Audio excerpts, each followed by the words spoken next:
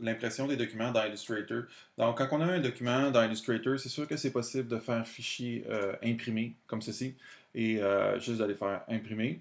Mais il y a une chose qui est peut-être plus intéressante de faire pour respecter l'ensemble des caractères de pré-presse, c'est d'aller exporter en PDF avant, avec les marques de coupe puis le respect du bleed. Donc, c'est ça que je vais vous parler ici. Alors, la première chose, c'est de s'assurer qu'on respecte bien le bleed. Si on zoome sur notre document ici, ce qu'on voit, c'est que les marques noires, c'est la fin du document, c'est là où le document va être coupé. Donc, par exemple, dans un exemple comme celui-ci, si ce que je voudrais, ce serait de couper dans le bleu, il faudrait que mon art en tant que tel, là, ce qui est sur la page, se rende jusqu'aux marques de bleed. Donc, ces marques de bleed, c'est les petites marques rouges ici. Donc, qu'au moins je me rende minimalement par-dessus ces marques-là.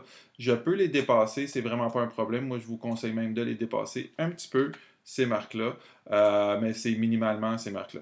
Si on n'a pas ces marques-là, ces marques de bleed, ce qu'il faut faire, c'est qu'on aille dans Fichier, format de document, et qu'ici, on aille rajouter dans Fond perdu 0.125 pouces minimum. 0.125 pouces, c'est la norme. Puis ça, comment ça se fait que moi j'ai ça? C'est quand on fait un nouveau document, on a des paramètres de fond perdu qui sont là. Alors, ça, c'est la première information qu'il faut aller vérifier. Ensuite, qu'est-ce qu'il faut faire? C'est qu'il faut aller exporter ce document-là au format PDF avant de l'imprimer, préférablement. Donc, ça va être plus facile pour les imprimantes. Donc, ce qu'on va faire, c'est qu'on va, en premier, aller convertir notre document en CMYK, en CMJN. Donc, on va aller dans Fichier, Mode colorimétrique de document, couleur CMJN. Boom. Donc, ça, ce que ça fait, mon document est en CMJN et va imprimer donc, dans des couleurs qui correspondent plus à ce que l'imprimante a comme encre. Donc, je risque d'avoir un résultat un peu plus fidèle. Ensuite, ce que je vais faire, c'est que je vais aller exporter ça au format PDF avec les marques de coupe pour savoir où couper pendant que mon bleed est là.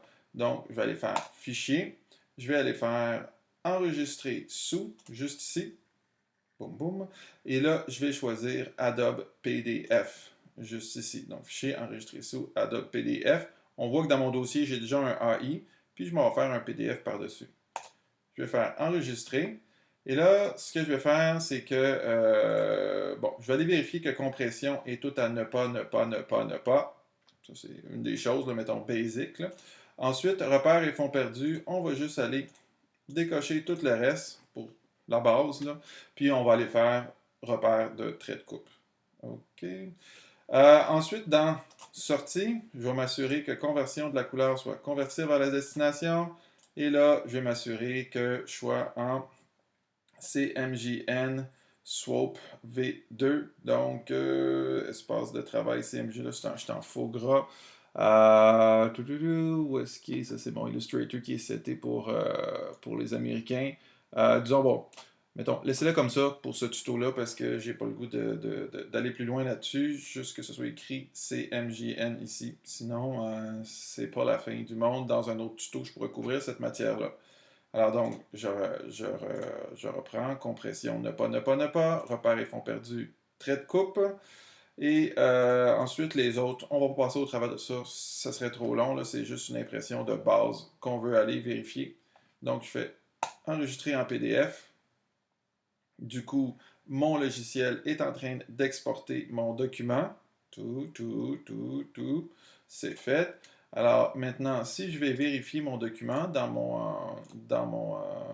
mon fichier, je double-clique dessus. Donc, qu'est-ce que je remarque? Je remarque qu'en effet, il a mis les traits de coupe et que mon document est donc un petit peu plus gros que mon format de base parce qu'il a été étendu pour que ça respecte les traits de coupe.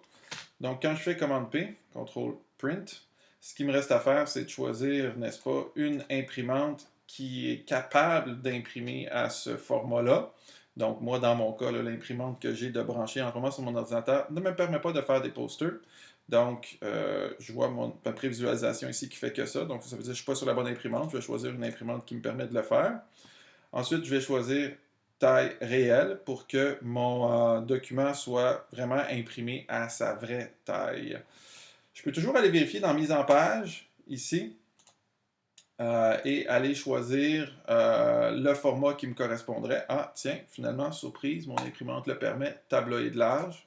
Pouf! Bingo! Donc là, si j'ai tabloïd large, ça rentre dedans. Ensuite, dans imprimante, quelles sont les options que je pourrais aller vérifier dans imprimante? Ça serait plutôt pour l'alimentation du papier. Mettons qu'on veut imprimer sur du carton, de quoi? Sinon, on laisse ça à sélection automatique ici. Puis voilà, je vais laisser ça là-dessus là, pour ce qui est de ça, parce que les autres options, il y en a d'autres, mais on va les laisser comme ça. Et là, je fais juste imprimer, puis that's it. Mon document va être imprimé soit en noir et blanc, si je l'envoie sur une imprimante noir et blanc, qui serait listée ici, soit en couleur sur une imprimante ici, où est-ce que ce serait listé une imprimante en couleur. Voilà, c'est tout.